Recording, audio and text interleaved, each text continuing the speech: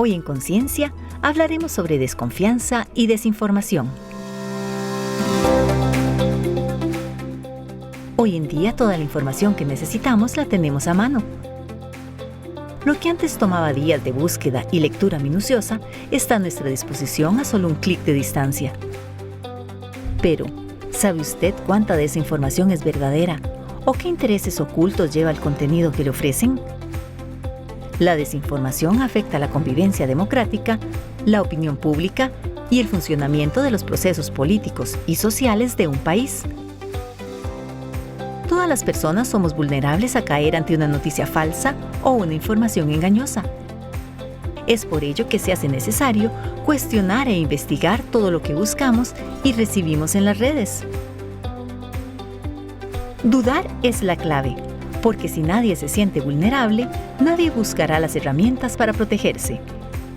Y para ampliar más este tema, nos acompaña la doctora Ingrid Bachmann Cáceres, profesora e investigadora de la Facultad de Comunicaciones de la Pontificia Universidad Católica de Chile.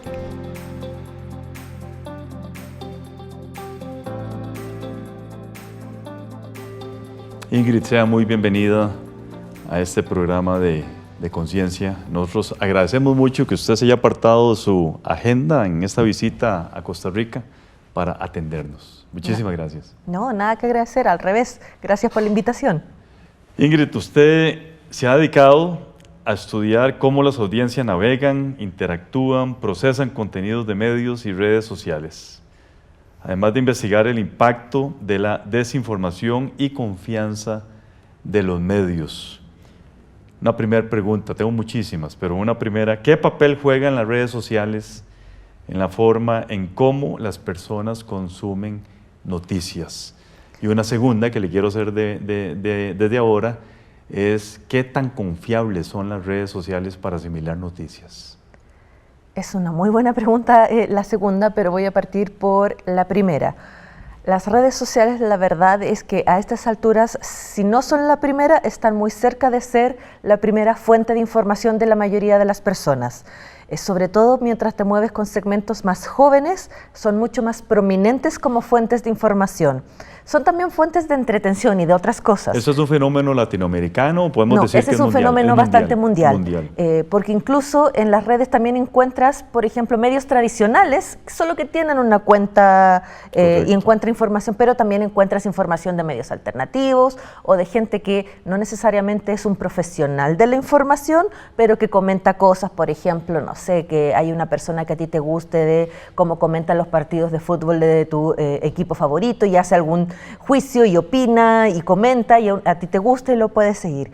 Y la verdad es que mucho de eso es información y mucho de eso, sobre todo con los segmentos más jóvenes, ha redundado en lo que llamamos los filtros algorítmicos. Esto es, mucho del contenido que uno ve no es definido por uno, no es que yo fui a buscar una cuenta, no es que yo siga una persona, es que debido al perfil que ha logrado identificar la plataforma respecto de mis intereses, de mis gustos, de qué es lo que se está viralizando, me empieza a poner contenido y a sugerir cosas para ver. Y así es como mucha gente recibe información. Es lo que algunos expertos han llamado esta idea de que no necesito seguir las noticias me encuentran a mí. Me siguen a mí. Me encuentran a mí, me llegan. Como que no tengo que tener una rutina o un hábito de informarme, si algo pasa, igual me voy a enterar, me va a llegar, alguien me va a decir o va a aparecer en redes. Ahora, cuando hablamos del tema de la confianza, es complicado porque las redes son muchas cosas. Y efectivamente hemos visto que pueden ser una buena fuente de información con algunas personas porque si sigo, por ejemplo, medios tradicionales típicos, el periódico, el noticiero, el que me gusta, el periodista en el que siempre he confiado, uno podría decir, ¿eso es información confiable? Sí, por algo están ahí. Cumplen con estándares profesionales, tienen criterios de calidad, verificación de información. Pero también hay otras cosas y eso es lo que nos suele hacer recelosos respecto de lo que uno encuentra en redes sociales porque sabemos que hay desinformación allá afuera. Sabemos que no todo es necesariamente confiable, sabemos que hay cosas que son por lo menos extrañas. A veces tenemos incluso la confusión respecto de esto es verdad, es parodia y no sabemos distinguir. Y ahí es donde empieza el problema porque lo de la confianza, la verdad depende mucho de cada uno. Entonces la pregunta de ¿son las redes sociales confiables? Depende. Yo podría decir, pueden ser confiables si hay un ejercicio, por ejemplo, de curatoría, de que uno controle el que quiera ver, domesticar quizás un poco ese algoritmo para ver qué es lo que uno se encuentra y ve, pero también te pueden parecer todo tipo de cosas. Depende mucho también del contenido. ¿O sí? Evidentemente, ¿verdad? Si, por ejemplo, yo soy genetista, si aparece una noticia relacionada con genética, me he permitido decirle a la gente, eso es totalmente falso. Eso no es así, pero cuando se trata de conocimiento general, ¿verdad? La gente lo da por un hecho, eso es lo que preocupa. A ver. Por aparecer en redes sociales, por estar publicado en redes sociales, es verdad. Es que yo creo que es un poco más amplio que eso, en el sentido de que nuestra configuración por defecto, por usar un término sencillo, es creer lo que nos encontramos. O sea, nuestra actitud primaria es a asumir que la gente nos dice la verdad. ¿Por qué habría de mentir? No sé, yo llegué aquí y dije soy Ingrid, no me pidieron mostrar una identificación y demostrar que yo era Ingrid, que soy una persona que investiga sobre desinformación, se da por sentado que estoy diciendo la verdad. Con redes sociales un poco esa disposición inicial también es real. Ahora, efectivamente, ¿qué es lo que pasa? Que hay gente que es crédula, hay gente que se confía demasiado. Está súper demostrado que hay todo tipo de fenómenos relacionados con, por ejemplo, sesgos de confirmación. Si te vienen a decir algo en lo que ya creías o que ya sospechabas, o algo de cómo tú crees que debe ser el mundo, por ejemplo, en términos de, supongamos, de cuál es la mejor manera de ordenar el sistema de justicia de un país, todo eso te va a ir reforzando. Por ejemplo, el tema del movimiento antivacunas. Probablemente ahí hay alguna relación con temas como, por ejemplo, gente que sospeche de la industria de las farmacéuticas. Y no necesariamente esa gente es antivacuna per se, pero ya tienen un recelo respecto de un tipo de industria, de por qué ciertos productos, y si después lo empiezas a básicamente sembrarle más duda y más semillas con que no, es que tiene secuelas que no te han dicho, es que no son necesarias todas las vacunas, es que mira lo que puede pasar, el que el riesgo es demasiado grande, y empiezas a generar todas estas ansiedades, estos miedos, en algunos casos incluso ira respecto de ciertos fenómenos, la verdad es que es más probable que empieces a caer. Y además hay un fenómeno que tiene que ver con la mera familiaridad, es un fenómeno de verdad ilusoria, le decimos. Mientras más ves cierto tipo de contenido, más probable es que creas que es cierto. Y con las redes sociales pasa eso, porque aparece uno, aparece otro y otro más, entonces algo de cierto tiene que ver ahí. Y ya con abriendo esa puerta, se empieza a generar ese proceso en que uno quizá dice, tal vez, y después de a poquito te vas convenciendo un poquito más, y así es como tienes gente como de trinchera en su posición de no, esto es la verdad, más allá de lo que diga la evidencia lógica, lo que diga la evidencia científica, o lo que diga la mera coherencia de esto no parece ni siquiera sensato. Exacto. Permítame hacer una primera pausa. Ya regresamos con todas y todos ustedes. Conversamos con la doctora Ingrid Bachmann Cáceres, quien es profesora e investigadora de la Facultad de Comunicaciones de la Pontificia Universidad Católica de Chile. Ya regresamos.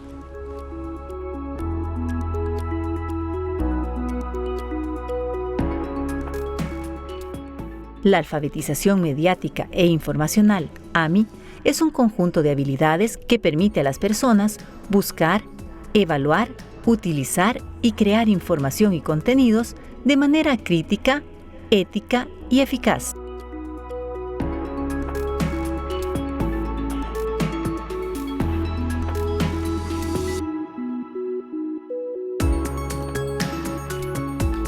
Ingrid, ¿cómo definiría usted el concepto de desinformación en el contexto actual de las redes sociales?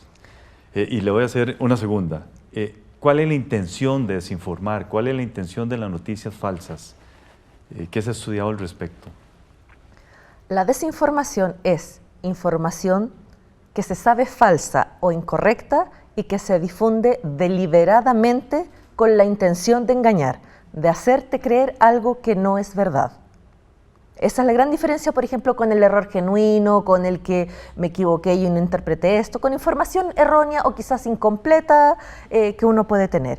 Tiene que ver con una manipulación típicamente a través de aparentar ser verdadero por la razón que fuese, ya sea que se manipula una imagen, ya sea que se manipule un dato o manipulación de un contexto para que parezca que alguien dijo algo que no dijo o que es alguien que no es, para asegurar algo de tal manera que parezca verosímil. Pero además la desinformación tiene ciertas características fundamentales, que es típicamente es un contenido con muchos apelativos emocionales, precisamente porque lo que busca es generar reacción, no reflexión. Lo que quiere es que la gente reaccione, yo siempre digo de tripa, no con la cabeza, y que se enoje, que le dé miedo a algo, que le genere ansiedad y que en el fondo enganche con algo con lo que normalmente no haría. Suelen ser además narraciones típicamente o relatos muy simples, son muy fáciles de entender y en ese sentido operan en una lógica más bien de blanco y negro, sin considerar escalas de grises o de matices, y que suelen ser además muy dramáticos y que suelen ser relacionados con conflicto. Por ejemplo, voy a inventar, es que se probó que el equipo A le pagó al árbitro del último partido para que lo beneficiara jugando contra el equipo B.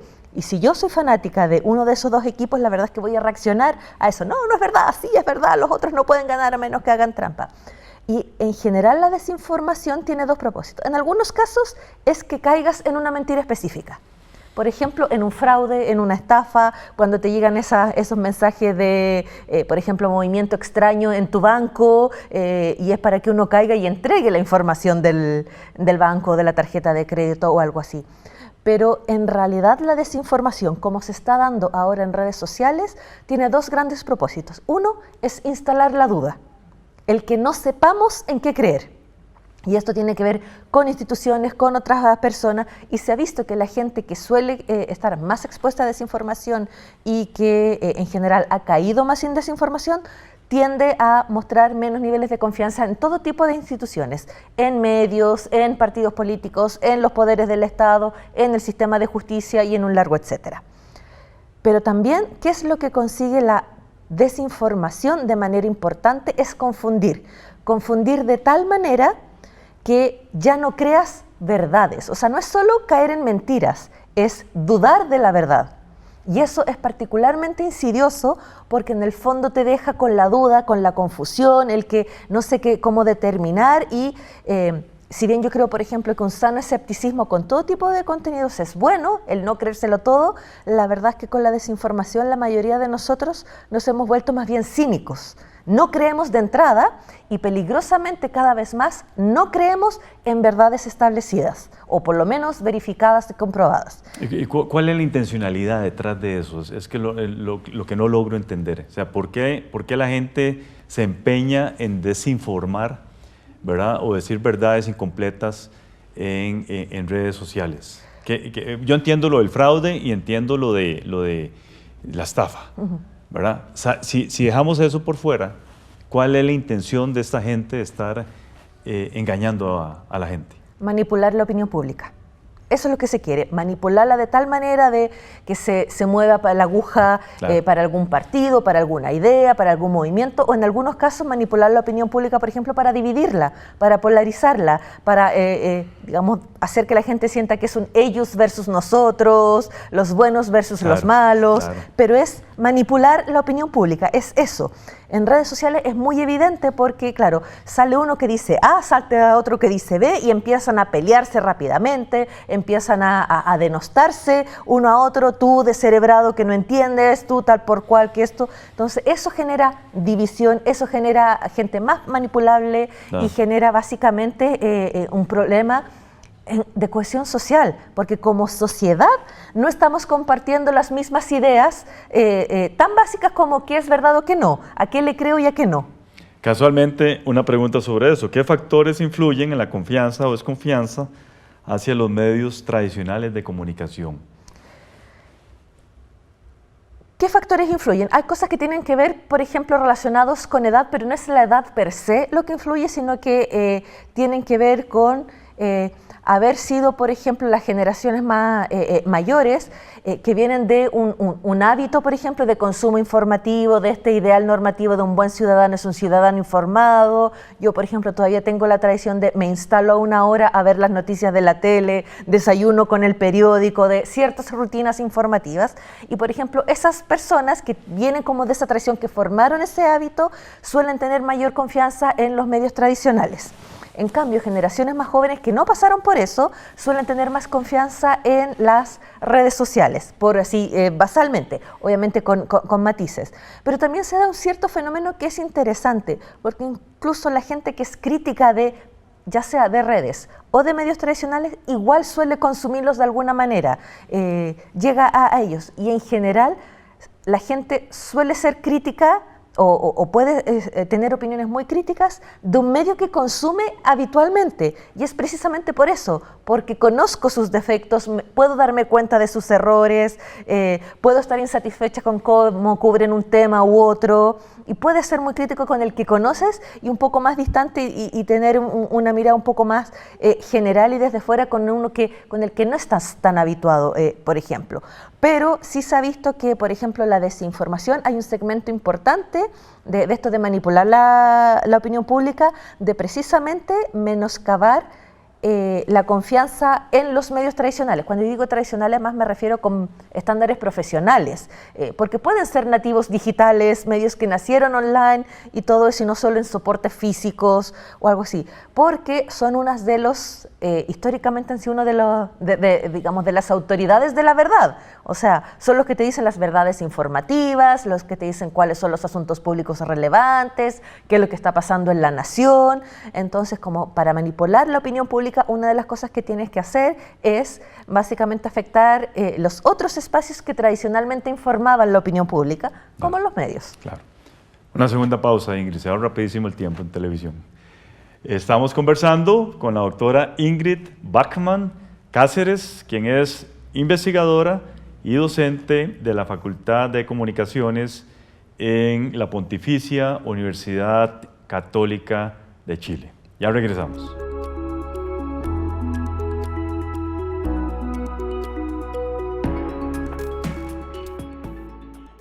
Las noticias falsas son información fabricada que imita el contenido de los medios de comunicación en su forma, pero no en su proceso organizativo ni en su intención.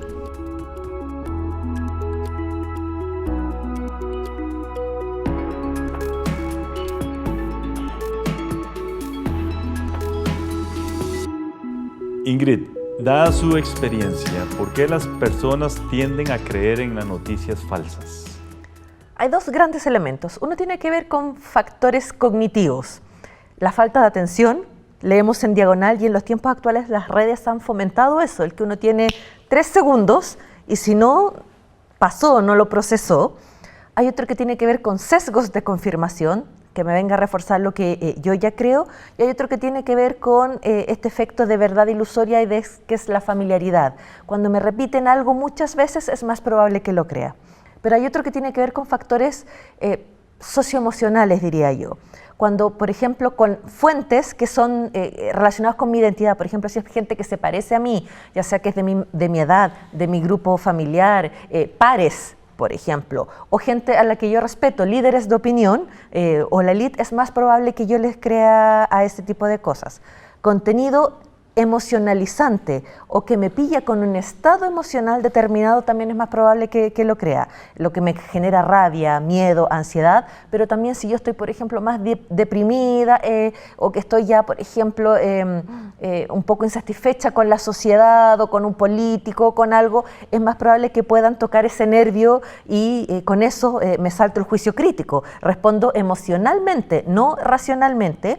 Y también tiene que ver con cosas tan sencillas como que hay cosas en las que queremos creer.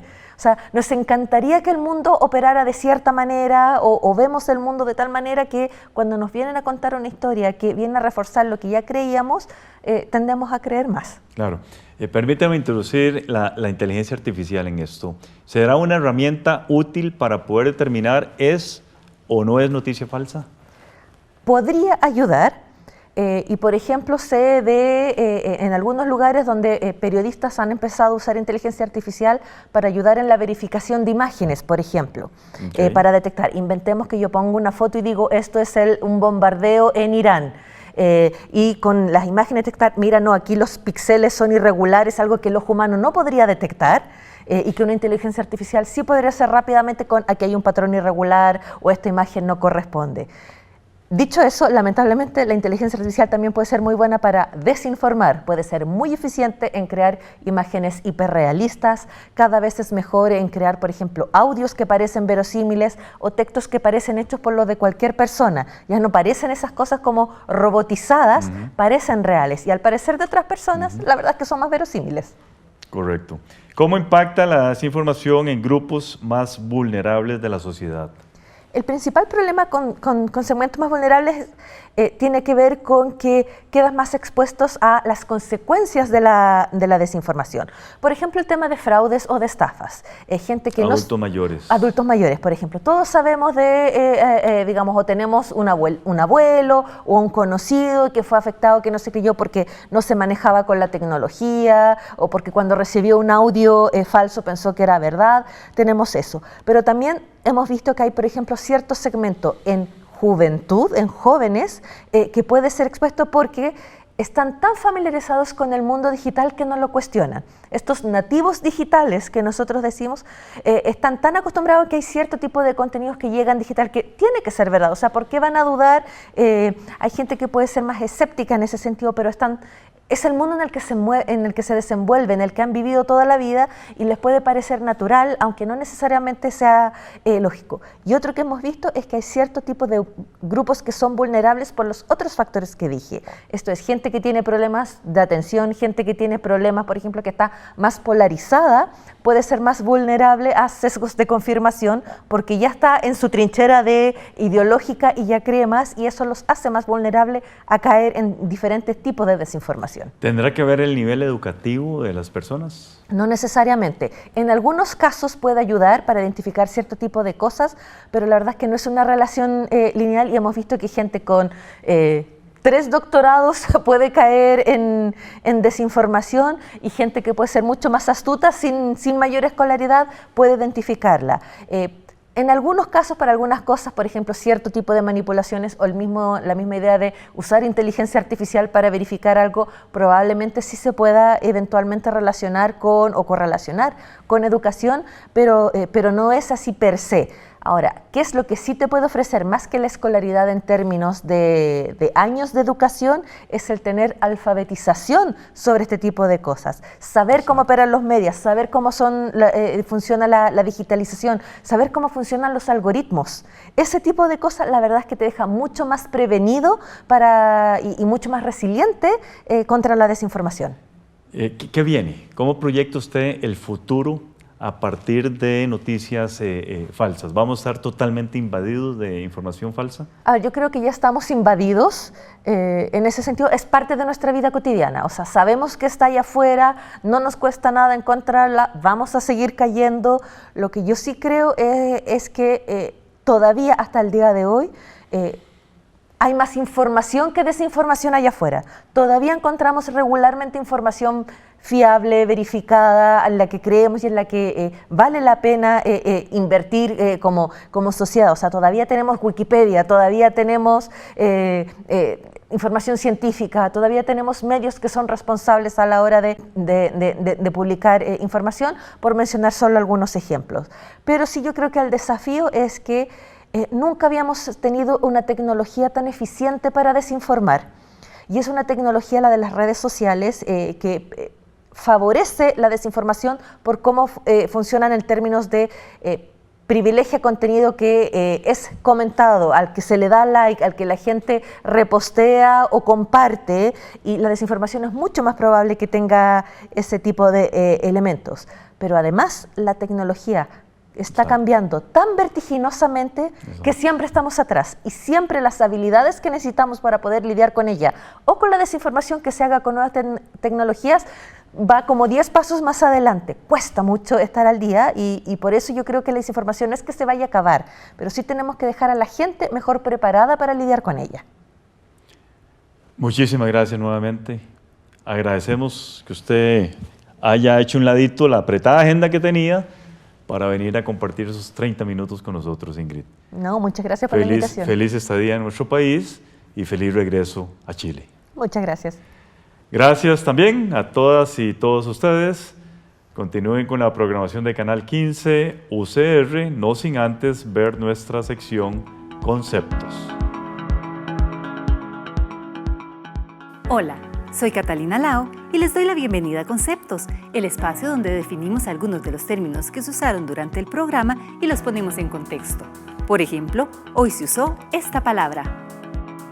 Gente que tiene problemas, por ejemplo, que está más polarizada, puede ser más vulnerable a... En política, polarizar es el proceso por el cual la opinión pública y los partidos se distancian hacia posturas ideológicas extremas, eliminando los puntos medios. La polarización representa un riesgo porque hace que las posturas políticas se alejen del centro y se vuelvan radicales, lo que genera una profunda desconfianza, rechazo o incluso odio hacia quienes piensan distinto. Según sugiere la investigadora, esto influye en la manera en cómo se consume la información.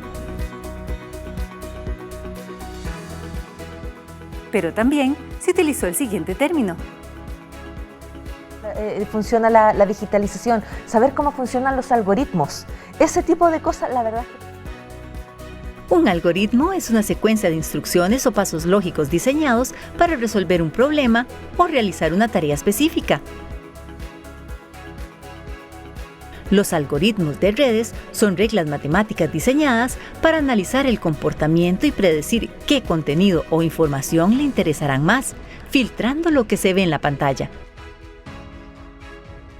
La investigadora usa este concepto para referirse a la necesidad de educarse y conocer el funcionamiento de los algoritmos para poder combatir así la desinformación. Esto fue Conceptos. Recuerde que puede seguirnos en nuestras páginas de Facebook y YouTube para conocer más sobre nuestros temas de investigación. Les espero en el próximo programa de Conciencia para seguir definiendo más palabras. Hasta la próxima.